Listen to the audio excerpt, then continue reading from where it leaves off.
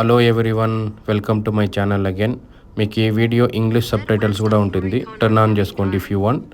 మనమైతే ఇప్పుడు safe and responsible beach ride complete చేసుకొని ఇప్పుడైతే మనం ఒక పవిత్రమైన నగరానికి వెళ్తున్నాము. అదే పూరి. పూరి అనేది ఒరిస్సాలో ఉంటుంది. ఇది ఒక డిస్ట్రిక్ట్. టైం వచ్చేసి 4:35 PM అవుతుంది.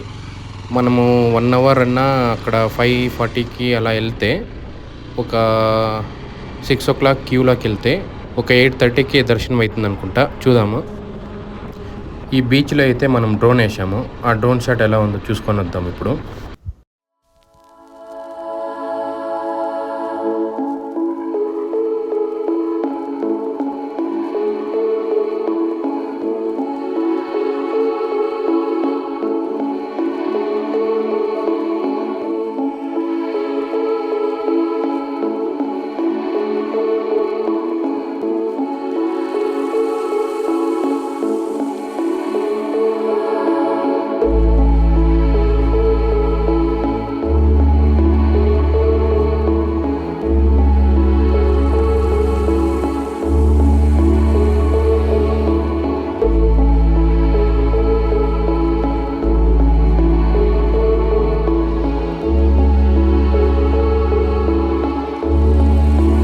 ఈ బీచ్లో హై విండ్ ఉండే. నేను డ్రోన్ ఎగరేయగానే హై విండ్ వార్నింగ్ ఇచ్చిన డ్రోను. అది DJI మినీ నియో కాబట్టి 135 grams ఉంటుంది, లైట్ వెయిట్. సో అందుకే అలా వార్నింగ్ ఇచ్చింది. మేము రిస్క్ ఎందుకని చెప్పేసి జస్ట్ 2 minutes ఎగరేసి ఇప్పుడైతే మేము పూరికి వెళ్తున్నాము. ఈ పూరి చెప్పినట్టు ఇది ఒక డిస్టిక్. మనము పూరి జగన్నాథ్ని దర్శించుకోవడానికి ఒరిస్సా వచ్చి పూరికి రావాలంటే రైల్వే స్టేషన్ నుంచి, అంటే భువనేశ్వర్ రైల్వే స్టేషన్ నుంచి 62 kilometers అవుతుంది. ఎయిర్పోర్ట్ ఇంకా కూడా ఇంచుమించు 61 ఆ మధ్య అవుతుంది. మేమైతే భువనేశ్వర్ రైల్వే స్టేషన్ నుంచి డైరెక్ట్గా కోనార్క్ సన్ టెంపుల్ దగ్గర ఉండే ఒక హోటల్కి వచ్చామన్నాం కదా, అక్కడ స్టే చేసాము. ఇప్పుడు అక్కడి నుంచి అంటే బాగచంద్ర బీచ్ చూసుకొని ఇక్కడి నుంచి మేము పూరి వెళ్తున్నాము. ఇక్కడి నుంచి 30 kilometers చూపిస్తుంది, 1 hour. ఈ హైవే వచ్చేసి కోనార్క్ నుంచి పూరి హైవే. ఇది చూడండి ఎట్లుందో లొకేషను. పక్కన బే ఆఫ్ బెంగాల్ సముద్ర తీరము. ఈ హైవే సూపర్గా ఉంది. ఇది ఈ హైవేలోనే నువానాయ్ అనే రివర్ వస్తుందంట. అది సముద్ర సంగమం అయ్యేతావ బోటింగ్ ఉంటుందంట. చాలా బాగుంటుందని మా హోటల్ అతను చెప్పాడు. అది ముందర ఏడొస్తుందో చూద్దాము. టైం ఉంటే వెళ్దాం బోటింగ్. ఇప్పుడు మనకి మ్యాప్లో నువానాయ్ రివర్ ఇక్కడే సంగమం అవుతాండేది అని చూపిస్తుంది. ఇక్కడ ఆడ బోట్స్ ఓకే ముందర ఉన్నట్లున్నాయి. బట్ మనోడైతే చేతి చిక్కకుండా వెళ్ళిపోయినాడు. వానికైతే ఇప్పుడు పూరి దర్శనం చేసుకోవాలా. అవే అనుకుంటా బోట్స్. మనం ఇప్పుడు బోటింగ్ వెళ్ళి వచ్చేస్తే టైం అయిపోతుంది అనుకుంటా, ఎందుకంటే 4:50 అవుతా ఉంది. మనోడు క్రాస్ చేసుకొని వెళ్ళిపోయాడు. మనకి ఇప్పుడు టైం కూడా లేదు. సార్ రేపు పొద్దున ఏమన్నా టైం ఉంటే ట్రై చేద్దాం ఇది. ఫస్ట్ ఇప్పుడు పూరి జగన్నాథ్ని దర్శనం చేసుకుందాము. ఎందుకంటే చాలా రోజుల తర్వాత నాకు ఆ దర్శనం భాగ్యం ఇచ్చినాడు.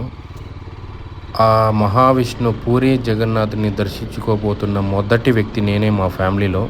సూపర్ హ్యాపీగా ఉంది. నాకు వస్తున్న ఇప్పుడు ఆనంద బాష్పాలు.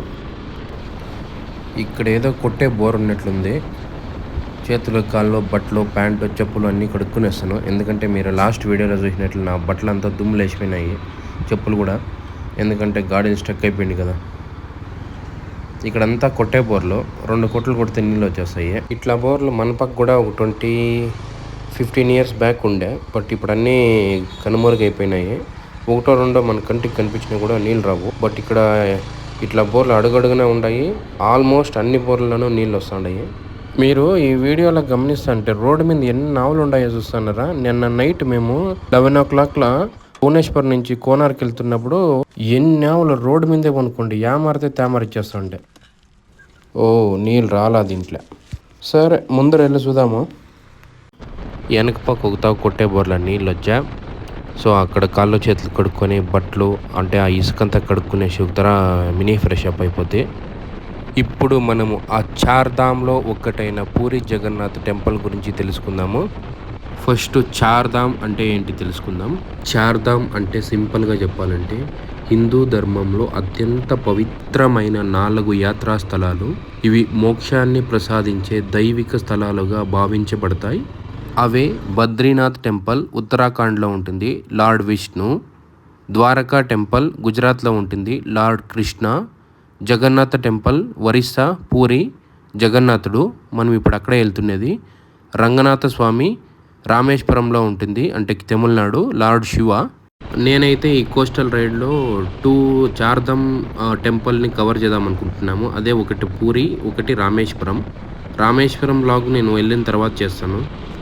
ఈ అద్భుతమైన పూరి జగన్నాథుని టెంపుల్ 12th సెంచరీ, అంటే సుమారు 1135 to 1150 CE సుమారు అప్పుడు గంగా వంశానికి చెందిన అనంతవర్మం చోడగంగాదేవ అనే రాజు నిర్మించారు. అతనే ఈ ఫోటోలో ఉన్న రాజు. మీరు నా ప్రీవియస్ వీడియో సన్ టెంపుల్ గురించి తెలుసుకున్నప్పుడు ఆ సన్ టెంపుల్ను కూడా ఒక గంగా వంశానికి చెందిన రాజు నిర్మించారు. ఈ పూరి జగన్నాథుని టెంపుల్ కూడా ఒక గంగా వంశానికి చెందిన రాజు నిర్మించారు. సో దీన్ని బట్టి మనం అర్థం చేసుకోవచ్చు 11th to 15th సెంచరీలో eastern Ganga వంశానికి చెందిన రాజులు పాలించేవారని ఈ ఏరియాని. సరే, ఈ అనంతవర్మం చోడగంగాదేవరాజు టెంపుల్ అయితే నిర్మించాడు. ఇప్పుడు ఆ శ్రీకృష్ణ భగవానుడు ద్వారకా నుంచి పూరి ఎలా వచ్చాడు, పూరి వచ్చి ఈ జగన్నాథుని టెంపుల్లో ఎలా నిల్చున్నాడు, అతని హృదయం ఇప్పుడు ఇక్కడ ఉంటుందంట. సో ఆ స్టోరీ గురించి కొంచెం తెలుసుకుందాం మనం ఇప్పుడు. ఇది జరిగిండేది మనం ఇప్పుడు చూస్తున్న పూరి జగన్నాథ్ టెంపుల్ నిర్మించేదానికంటే ముందు మాల్వా వంశానికి చెందిన, ఇప్పుడైతే అది మధ్యప్రదేశ్లోని ఉజ్జయిన్ ప్రాంతం, ఇంద్రద్యుమ్న అనే రాజు ఆ మహావిష్ణు శ్రీకృష్ణునికి పరమ భక్తుడు. అతని కోరికంతా ఆ మహావిష్ణువుని స్వరూపంగా దర్శించుకోవడమే. ఒకరోజు అతని ఆస్థానంలోకి విద్యాపతి అనే యాత్రికుడు వస్తాడు. అతను రాజుకి ఇన్ఫామ్ చేస్తాడు, సముద్ర తీరంలో నీలాచల అనే అరణ్య ప్రదేశంలో గిరిజన నాయకుడు విశ్వావాసు అనే అతను ఆ నీలామాధవుని రూపంలో గుహలో రహస్యంగా పూజిస్తున్నాడు అని. ఆ ఇంద్రద్యుమ్న మహారాజు శ్రీకృష్ణునికి పరమ భక్తుడు కదా, సో అతని విద్యాపతికి చెప్తాడు పోయి ఆ గుహను ఎదకమని. అది కూడా ఒక పెద్ద స్టోరీ, నేను నెక్స్ట్ వీడియోస్లో ట్రై చేస్తాను ఎక్స్ప్లెయిన్ చేయడానికి. ఆ రాజుని ఆజ్ఞతో విద్యాపతి నీలాచల అడవిలోకి వస్తాడు ఆ గుహను ఎదికేదానికి. ఫైనల్గా ఆ గుహనైతే ఎదికి రాజుకి ఇన్ఫామ్ చేస్తాడు. ఆ రాజు అప్పుడు సంతోషంతో గుహకి వెళ్తాడు లీలా మాధవుని దర్శించుకోవాలని. అప్పటికే లీలా మాధవుడు భూమిలో లీనమై ఉంటాడు అండ్ సంకేతం ఇస్తాడు, నేను మళ్ళీ కొత్త రూపంలో వస్తున్నాను అని. ఇది జరిగిండేది మహాభారతం యుద్ధం జరుగుతుంది కదా, సుమారు BCE 3000 సుమారు. అప్పుడు యుద్ధం తర్వాత గాంధారి తన 100 మంది కుమారులను కోల్పోయిన తర్వాత తీవ్ర విషాదంతో కృష్ణుని శపిస్తుంది కదా, అది కూడా ఒక పెద్ద కథ. ఇప్పుడు వద్దు, వీడియో లెంత్ అయిపోతుంది. నేను నెక్స్ట్ వీడియోస్లో ట్రై చేస్తాను ఎక్స్ప్లెయిన్ చేయడానికి. ఒకరోజు ఆ మహావిష్ణు శ్రీకృష్ణుడు ద్వారకాలో స్వర్గారోహణం చేసిన తర్వాత అతని దేహం దహనం చేశారు. కానీ ఆయన హృదయం ఒక దివ్య చైతన్యం, అది మాత్రం కాలలేదు. అది ఒక నీలి కాంతితో మెరిసే పవిత్ర రత్నంగా మిగిలింది. అతని హృదయాన్ని బ్రహ్మ పదార్థాన్ని కూడా అంటారు. అప్పుడు ఆ మహావిష్ణు ఇంద్రద్యుమ్న అనే మహారాజు కలలో నా హృదయం భూమిపై ఉంది, దాన్ని కనుగొని మళ్ళీ జగన్నాథుడిగా స్థాపించు అని చెప్పారు. ఆ మహారాజు ఆ భగవంతుని ఆజ్ఞతో అతను ఆ హృదయం ఎదికేదానికి స్టార్ట్ చేశా. అప్పుడు పూరి సముద్ర తీరంలో ఒక చెక్క మీద, అంటే మాను తుండు మీద ఆ హృదయం తేలుకొని వస్తూ ఉంటుంది. ఆ దివ్య హృదయాన్ని కనుక్కున్న మహారాజు ఇంద్రద్యుమ్న ఆనంద బాష్పాలతో నమస్కరిస్తాడు. ఆ సమయంలో నారద మహర్షి ప్రత్యక్షమయ్యి, ఇది హృదయం కాదు, ఇది విష్ణువారి నిత్యాత్మ, దీన్ని ఆయన కొత్త రూపంలో ప్రతిష్టాపించాలి అని చెప్పాడు. అప్పుడు ఆ మహారాజు ఆ బ్రహ్మ పదార్థాన్ని ఆనందముతో ఆస్థానానికి తీసుకెళ్ళి అప్పుడు నిర్ధారిస్తారు ఆ బ్రహ్మ పదార్థం దొరికిన చెక్కతోనే విగ్రహాలు చేయాలని. అప్పుడు కొందరు కార్పెంటర్ చెక్కతో విగ్రహాలు చేసేదానికి ఎవరు ముందుకు రారు. అప్పుడు మళ్ళీ ఆ రాజు ఆందోళనలోకి వెళ్తాడు. ఆ తర్వాత ఒక వృద్ధుడి రూపంలో ఒక కార్పెంటర్ వస్తాడు, అతనే విశ్వకర్మ. ఆ దివ్య శిల్పి విశ్వకర్మ రాజుకు చెప్పాడు, నేను విగ్రహాలను చెక్కుతాను, కానీ పని పూర్తయ్యే వరకు ఎవరూ లోపలికి రాకూడదు, తలుపులు తెరకూడదు అని చెప్తాడు. దానికి నాకు 21 రోజులు పడుతుంది అని చెప్తాడు. కొన్ని రోజుల తర్వాత శబ్దం ఆగిపోతుంది. అప్పుడు రాణి గండిచ ఆందోళనలోకి వెళ్తుంది. ఎందుకంటే లోపల నుంచి శబ్దం రాదు, ఆ శిల్పికి ఏదైనా అయిండొచ్చు అని చెప్పేసి రాజుకు చెప్తుంది. అప్పుడు రాజు ఆ తలుపులు తెరిచేలోపే విశ్వకర్మ మాయమైపోతాడు. బట్ లోపల జగన్నాథుడు, బలభద్రుడు, సుభద్రమ్మ దేవి విగ్రహాలు అసంపూర్ణంగా నిల్చుంటాయి. అప్పుడు మళ్ళీ ఆ నారద మహర్షి ప్రత్యక్షమయ్యి, ఇవి అసంపూర్ణం కావు, ఇవే ఆ భగవంతుని కొత్త రూపాలు అని చెప్పి ఇవి ఇలాగే ప్రతిష్టాపించాలని చెప్పాడు. అప్పుడు ఆ మహారాజు ఆ 3 విగ్రహాలు అలాగే ప్రతిష్టాపించి ఆ భక్తితో భగవంతుని దివ్య హృదయాన్ని జగన్నాథుని ఛాతిలో ప్రతిష్టాపించాడు. ఆ క్షణంలో విగ్రహాల నుండి ప్రకాశమైన కాంతి వెలిగింది. ఆ భగవంతుడు సజీవుడిగా ప్రత్యక్షమయ్యారని చెప్తారు. ఆ రోజు నుండి జగన్నాథుడు శ్రీకృష్ణుని నిత్య హృదయాన్ని కలిగి ఉన్న జీవరూపంలో పూజిస్తున్నారు. అలా నీలామాధవుడి నుండి జగన్నాథుడి వరకు దివ్యయాత్ర ప్రారంభమైంది. సో మొదటిగా ఇంద్రదుమ్న మహారాజు ఆ భగవంతుని ఆజ్ఞతో జగన్నాథుని ఆలయం స్థాపించారు. అదే మొదటి దివ్య స్థాపనం. అప్పుడే జగన్నాథుడు, బలభద్రుడు బలరాముడు, సుభద్రమ్మ విగ్రహాలు స్థాపించబడ్డాయి. కాలక్రమేణా ఆ పాత దేవాలయం నశించింది. మనము ప్రీవియస్గా చెప్పినట్టు 12th సెంచరీలో తూర్పు గంగా వంశానికి చెందిన అనంతవర్మన్ చోడగంగాదేవుడు ఇప్పటికీ నిలిచిన ఆ మహారాతి దేవాలయం నిర్మించాడు. అతని తర్వాత అదే వంశానికి చెందిన ఆనంగభీమదేవ అనే రాజు కంప్లీట్ చేశారని చెప్తారు. ఈ సమయంలోనే ఆ విష్ణువుని ఆయుధం సుదర్శన చక్రం గోపురం పైన స్థాపించబడింది. ఈ సుదర్శన చక్రం గ్రౌండ్ లెవెల్ నుంచి 214 అడుగులు ఉంటుంది. గోపురం నుంచి 11 అడుగులు ఉంటుంది. దీని వెయిట్ వచ్చేసి 1 టన్ ఉంటుందంట. ఈ సుదర్శన చక్రాన్ని అష్టధాతు అంటే 8 లోహాల మిశ్రణతో తయారించారు అని చెప్తారు. ఈ సుదర్శన చక్రం పైన ఒక మహాధ్వజ ఉంటుంది. దాన్ని పటితాప బాణ కూడా అంటారు. అది డైలీ ఈవినింగ్ చేంజ్ చేస్తారు. కొన్ని పరిస్థితుల వల్ల సపోజ్ చేంజ్ చేయలేకపోతే 18 ఇయర్స్ ఈ టెంపుల్ని క్లోజ్ చేయాల్సి పడుతుందంట. అట్లా నియమాలు పాటిస్తున్నారు ఈ టెంపుల్లో.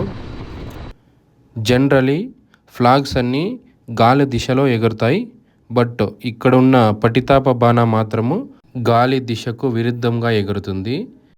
ఇది భౌతిక శాస్త్రానికి విరుద్ధంగా ఉన్న భక్తులు దీన్ని భగవంతుని అద్భుత శక్తికి సంకేతంగా భావిస్తారు.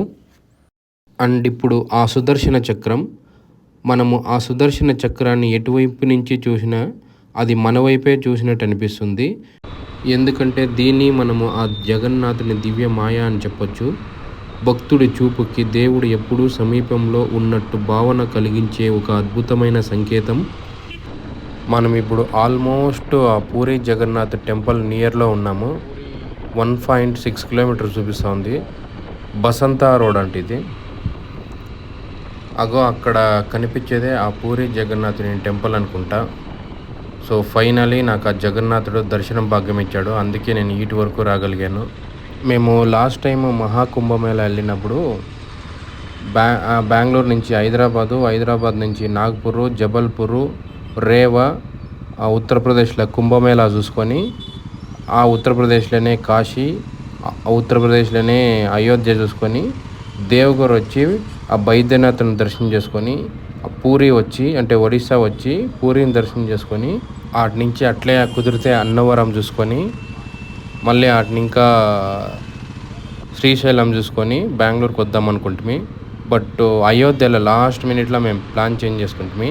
మేము అట్లా వెళ్ళిపోయాము మధ్యప్రదేశ్లో ఉజ్జయిను, మధ్యప్రదేశ్లోనే ఓంకారేశ్వర చూసుకొని, అటు నుంచి అట్లే మహారాష్ట్ర నుంచి మేము బెంగళూరు వచ్చాము. అదే నేను చెప్పినట్లు అప్పుడు దర్శనం భాగ్యం ఇవ్వలేదు. అందుకే మేము అట్లా వెళ్ళిపోయాము. ఓ అమ్మా నిదానంగా పో. ఈ టెంపుల్లో ఇంకొక ఆచారం ఉంది. అదే నబకలేబర అంటే కొత్త శరీరం. ఇది పూరి జగన్నాథ స్వామి ఆలయంలో జరిగే అత్యంత పవిత్రమైన ఆచారం. ఆ జగన్నాథ, బలభద్ర, సుభద్రాదేవి విగ్రహాల శరీరాలు రీప్లేస్ చేస్తారు. ఇది ప్రతి 12 నుంచి 19 సంవత్సరాలకు ఒకసారి జరుగుతుంది. అంటే ఎప్పుడైతే ఈ ఆషాఢ అధిక మాసం వస్తుందో అప్పుడు రీప్లేస్ చేస్తారు. అప్పుడు రీప్లేస్ చేసేటప్పుడు ఆర్ట్ కూడా మళ్ళీ ప్రతిష్టాపన చేస్తారు. సో ఆ రోజు టెంపుల్ క్లోజ్ చేసింటారు, ఎవరికి దర్శనం ఉండదు. అండ్ ఆ రోజు పూరిలో పవర్ మొత్తం తీయేస్తారంట.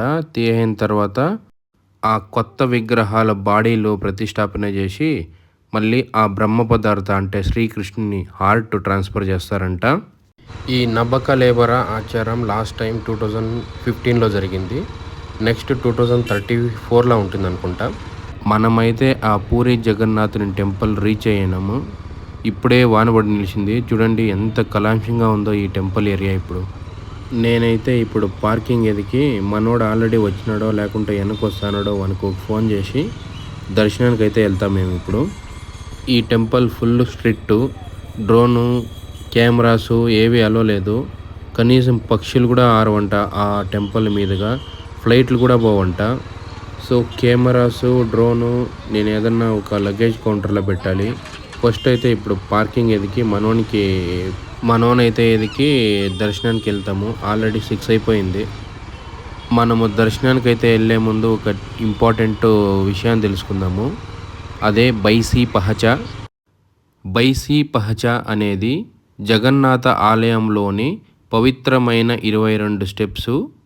ఈ మెట్లు సింహద్వారం నుండి ఆలయం ప్రాంగణం వరకు కలుపుతాయి. భక్తులు దేవుడిని దర్శించుకోవడానికి వీటిని ఎక్కాలి. ఈ ప్రతి ఒక్క మెట్టు ఒక ఆధ్యాత్మిక దశను సూచిస్తుంది. స్టెప్ 1 to స్టెప్ 3 ఆధ్యాత్మిక చైతన్యంలోకి ప్రవేశం. స్టెప్ 4 to స్టెప్ 10 అహంకారాన్ని మళ్ళీ భౌతిక బంధాలని విడిచిపెట్టు. స్టెప్ 11 to స్టెప్ 18 ధర్మాన్ని స్వీకరించు, భక్తిని పెంపొందించు. స్టెప్ 19 to స్టెప్ 22 మోక్షానికి చేరువ, దైవంతో ఏకత్వం. సో ఇది కేవలం మెట్లు కాదు, ఇది ఆత్మయాత్ర. మనమైతే ఇప్పుడు పార్కింగ్ ఎదుగుదాము అండ్ మనోని కాంటాక్ట్ చేద్దాము.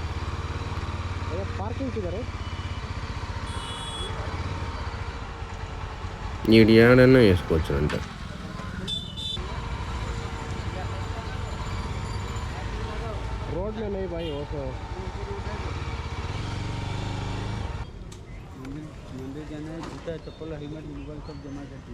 ఇతను ఏమంటున్నాడంటే స్లిప్పర్స్, హెల్మెట్, కెమెరాస్, ఫోన్స్ అంతా యాంగల్లా పెట్టేయండి, ఏంది అలో లేదు అంటున్నాడు. మనోడు అంటే నా ఫ్రెండ్ వచ్చేది ఇంకా 5 minutes అవుతుందంట. సో మనం టెంపుల్లో ఎలా ఉందో అవతల ఇంకా చూసుకొని వద్దాం ఇప్పుడు.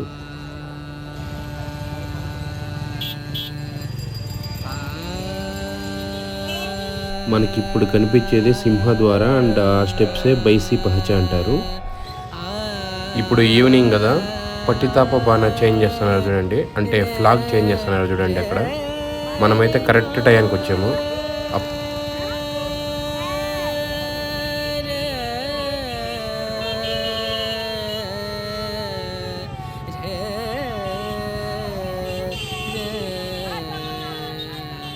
జై జగన్నాథ్.